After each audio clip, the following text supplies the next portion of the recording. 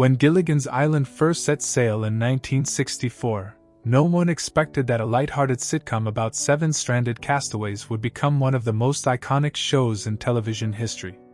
The premise was absurd, the setting simple, and the jokes often delightfully silly, but at the heart of it all were the unforgettable performances of 7 talented actors who brought the skipper, the professor, the millionaires, the movie star, the girl next door, and of course, the bumbling Gilligan to vivid life. What kept Gilligan's Island afloat all these years wasn't just the slapstick humor, or the endless attempts to escape the island. It was the charm, the chemistry, and the earnestness of the cast. They made us believe in their world, laugh at their misadventures, and care deeply about each of them, despite the comedy's exaggerated tone. The show was more than a sitcom, it was a cultural touchstone, rerun endlessly and loved across generations. But as the years passed, one by one, the actors who brought us those golden memories began to leave us. Behind their cheerful roles were lives filled with success, struggle, personal reinvention, and sometimes, heartbreaking endings. From the tragic final days of Bob Denver to the quiet passing of Russell Johnson, the castaways' real-life stories are just as compelling, and often more poignant, than anything written into a script. Today, only one of the original 7 remains. The others have faded into memory, their legacies preserved in syndication and the hearts of millions. In this video, we honor the 6 cast members from Gilligan's Island who have passed away, revisiting their lives, their careers, and the truths behind their final journeys. Bob Denver, the clumsy heart of the island. When audiences think of Gilligan's Island, one image stands above the rest: a wiry young man in a red shirt, white sailor's cap slightly askew, tripping over coconuts and accidentally ruining yet another escape plan. Bob Denver, as the titular Gilligan, wasn't just a comic relief, he was the soul of the show, the character that gave it heart, chaos, and innocence all at once. Born in 1935 in New Rochelle, New York, Bob Denver didn't set out to be a comic icon.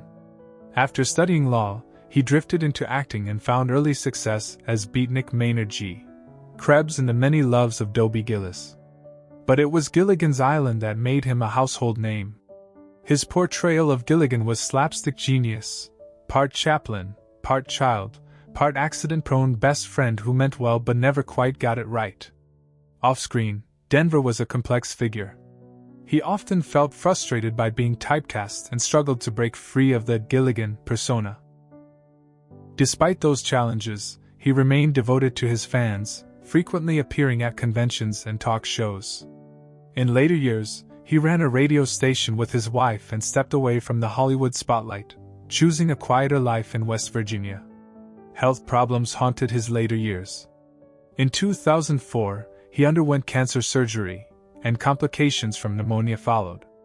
On September 2, 2005, Bob Denver passed away at the age of 70. His death marked the beginning of a slow farewell to the island's cast. For millions, the world lost not just a comic actor, but a symbol of innocence, friendship, and timeless humor. Bob Denver may never have gotten off that island, but in the hearts of his fans, he never had to. He was already home. Hale Jr., the skipper who steered the laughter. If Bob Denver was the heart of Gilligan's Island, then Hale Jr., as the skipper, was undoubtedly its anchor. Towering and loud, with a booming voice and an endless well of exasperation for his bumbling first mate, Hale gave the show its grounding force. Yet behind the shouting and slapstick, his skipper exuded warmth, like a gruff uncle who would do anything to protect his crew. Born in 1921 in Los Angeles, Hale Jr. was the son of a popular character actor, and acting ran in his blood. He enjoyed a long career in westerns and adventure films before donning the iconic Navy cap that would define his life. As Captain Jonas Grummy, better known simply as the Skipper, Hale played the perfect straight man to Denver's Gilligan.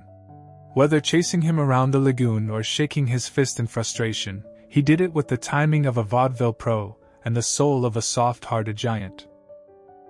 Unlike some co-stars, Hale embraced the role that made him famous.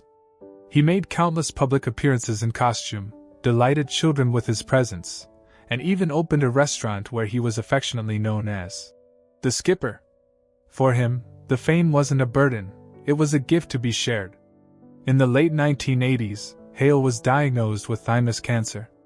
He passed away on January 2, 1990, at the age of 68. His death came quietly, but the legacy he left, of laughter, loyalty, and leadership, resonated deeply with fans. Alan Hale Jr. didn't just play a skipper, he was one. Steady, dependable, and endlessly devoted to the crew and fans who loved him. He kept the island afloat, and when he left, we all felt a little more adrift. Jim Backus, the millionaire with a voice the world knew. No one played. Rich and ridiculous. Quite like Jim Backus. As Thurston Howell III, the eccentric millionaire who brought a trunk full of cash to a deserted island, Backus turned privilege into punchlines. With his nasal, upper-crust drawl and impeccable comic timing, he made Mr. Howell a lovable symbol of clueless wealth, and gave Gilligan's Island one of its most memorable voices. Born in 1913 in Cleveland, Ohio, Jim Backus had a rich career long before boarding the SS Minnow. He was a successful radio and film actor, but his most legendary role before Howell came in animation, as the original voice of Mr. Magoo, the bumbling, nearsighted cartoon character known to generations. That voice, so distinct, so perfectly pompous, became his signature, one that delighted both children and adults. On Gilligan's Island, Backus turned a potentially one-note caricature into a fan favorite. His chemistry with Natalie Schafer, as Mrs. Howell, was so effortless that many fans believed they were married in real life. Together, they brought old money absurdity and class-based comedy into a show otherwise rooted in slapstick survival. In his later years, Backus battled Parkinson's disease, which slowly robbed him of his vitality and eventually forced him to stop performing. Still, he remained gracious and humorous even as his health declined. Jim Backus passed away on July 3, 1989, at the age of 76.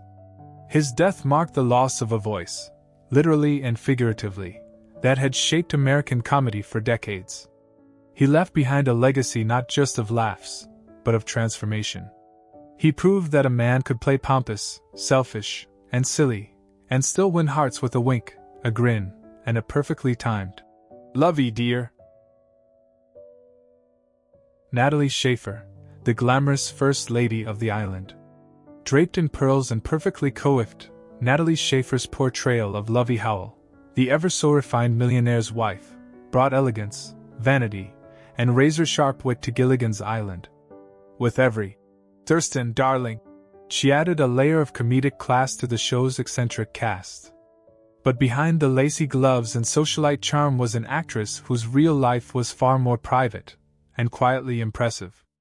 Born in 1900 in Red Bank, New Jersey, Schafer was a seasoned Broadway and film actress long before stepping onto the SS Minnow. Known in her early career for dramatic roles, she surprised many when she embraced comedy in her later years. But as Lovey Howell, she found a role that would make her unforgettable. Natalie's performance was pure satire, playing the clueless upper-class wife who packed evening gowns for a 3-hour tour, yet she delivered it with such poise that fans adored her. Off-screen, Schafer was famously discreet about her personal life. She never publicly admitted her true age during her lifetime. Only after her death was it revealed she was well into her 60s when the show aired.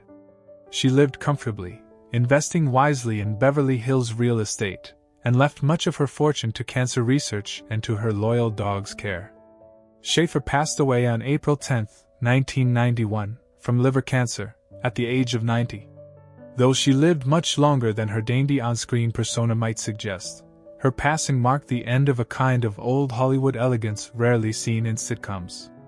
In a show filled with slapstick and silliness, Lovey Howell added sparkle, and Natalie Schafer added depth.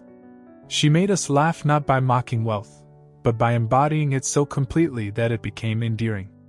Even stranded on an island, she never lost her diamonds, or her dignity. Russell Johnson, the professor who could build anything, except a boat. In a cast filled with broad comedy and outlandish personalities, Russell Johnson stood out as the voice of reason. As Professor Roy Hinckley, he was the brilliant, resourceful castaway who could make a radio out of coconuts, but somehow couldn't fix a hole in a boat. His calm intellect balanced the island's chaos, and his quiet charm made him a fan favorite for generations. Born in 1924 in Pennsylvania, Russell Johnson was a real-life war hero before becoming a TV icon. He served as a B-24 bomber co-pilot during World War II, was shot down in the Philippines, and received a Purple Heart. After the war, he turned to acting, landing roles in sci-fi and Western films throughout the 1950s and early 60s. But it was Gilligan's Island that cemented his place in pop culture. With his crisp button-down shirts and rolled-up sleeves, Johnson made the professor a symbol of intelligence and calm under pressure. He never played the role for laughs. Instead, he grounded the show in believability, even when the plots went absurd. Unlike some of his co-stars, Johnson struggled with being typecast after the show. But he eventually embraced the fame it brought, and spent much of his later life attending fan conventions and writing about his experiences. Tragedy struck in 1994 when his son died of AIDS-related complications, and Johnson became an advocate for AIDS awareness.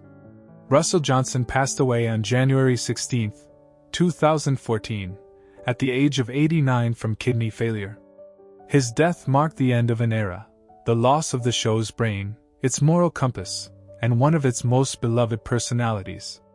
Though he never escaped that island on-screen, in real life, Russell Johnson rose above the limitations of a sitcom role and became a quiet hero, both in fiction and in fact. Dawn Wells, the girl next door America never forgot. Of all the characters on Gilligan's Island, perhaps none captured the hearts of viewers quite like Marianne Summers, the sweet, grounded farm girl from Kansas. Played with infectious charm by Dawn Wells, Marianne became a symbol of innocence, warmth, and approachability in a cast filled with larger-than-life personalities. For millions, she wasn't just a character, she was the one they rooted for, the one they'd want to be stranded with. Born in 1938 in Reno, Nevada, Dawn Wells was crowned Miss Nevada in 1959 before entering the world of acting. When she joined the cast of Gilligan's Island, she brought something fresh and real to the show. Her Marianne wasn't glamorous like Ginger or goofy like Gilligan. She was kind, resourceful, and utterly human. After the series ended, Wells embraced her identity as Marianne, even as she explored stage work and wrote books like What Would Marianne Do? She often joked about the never-ending debate between Ginger or Marianne. But for many, the answer was clear. Marianne was the heart of the island, and Dawn Wells was the heart of the show. Her later years were marked by both joy and hardship. She remained a beloved figure at fan events and in interviews, but financial and health struggles surfaced as she aged. During the COVID-19 pandemic, tragedy struck. On December 30, 2020, Dawn Wells died from complications related to the virus, at the age of 82. Her passing hit especially hard. It was not just the loss of a beloved actress, but the loss of the last woman standing from the original cast. With her death, fans around the world mourn not only a bright light in TV history, but a symbol of simpler, kinder storytelling. Dawn Wells showed us that you didn't need glamour or slapstick to win hearts. Sometimes, just being genuine was more than enough. Gilligan's Island was never meant to be profound. It was a breezy, often absurd sitcom born of the 1960s, a show that critics dismissed and networks nearly forgot. And yet, somehow, it endured, syndicated endlessly, embraced across generations, and remembered fondly not for its plots, but for its people. The magic of the island wasn't in the palm trees or the endless failed rescues. It was in the faces, the voices, and the humanity of 7 castaways brought to life by actors who gave far more than comedy. Bob Denver, with his lovable missteps. Alan Hale Jr., the gruff protector with a golden heart. Jim Backus and Natalie Schafer, turning high society into high comedy. Russell Johnson, the calm in the storm. And Dawn Wells, the soul of the island. One by one, they've left us, but their laughter, their charm, and their chemistry remain. Today, Only Tina Louise survives from the original cast, a living link to a show that refuses to be forgotten. And perhaps that's the true legacy of Gilligan's Island. It stranded us in a world of make-believe, but gave us characters so vivid, they became real. They may be gone, but on that little island, frozen in reruns, they're still with us. Forever tripping over coconuts, chasing dreams, and reminding us that sometimes, even when you're lost, you're exactly where you're meant to be.